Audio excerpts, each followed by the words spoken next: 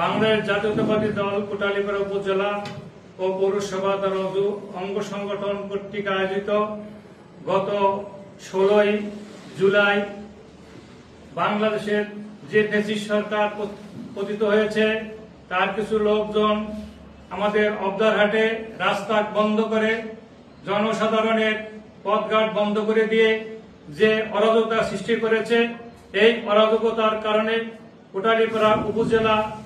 Police প্রশাসন তাদের 155 জনকে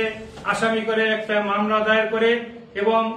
1500 জনকে অজ্ঞাত রাখে। এই মামলায় দেখা যায় যে কোটালীপাড়ার বিভিন্ন স্তরের জনতা, ছাত্র, শিক্ষক, কৃষক, ভ্যান চালক, মেহনতি মানুষ যারা রাস্তায় পাচ্ছে তাদেরকে ধরে নিয়ে আসা আসামি করে চালান দিচ্ছে। আমরা এই গ্রেপ্তারের নিন্দা জানাচ্ছি যে আর যদি পুনরায় এইভাবে গ্রেপ্তার করা হয়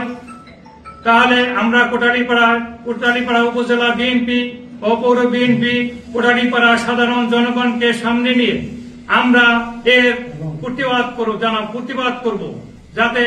আর এইভাবে এই প্রশাসন তাদের ইচ্ছা মতো আর মামলা না করতে পারে। আমরা আরো কোটালীপাড়া থেকে এটাও জানাচ্ছি যে বাংলাদেশ জাতীয়তাবাদী দল আমরা কোটালীপাড়া, টুঙ্গিপাড়া যারা আমরা এসএম জিলানী ভাইয়ের নেতৃত্বে এই আজকের এই সাংবাদিক সম্মেলন করতেছি, তিনি আমাদেরকে বলেছেন যে কোটালীপাড়ার সাধারণ মানুষ যাতে আর নির্যাতিত না হয়, গণগ্রেপ্তার না হয়, এই গণগ্রেপ্তারকে বন্ধ করার জন্য আপনারা সাংবাদিক সম্মেলন করেন। আমরা আজকে এই জন্য সাংবাদিক সম্মেলন করতেছি।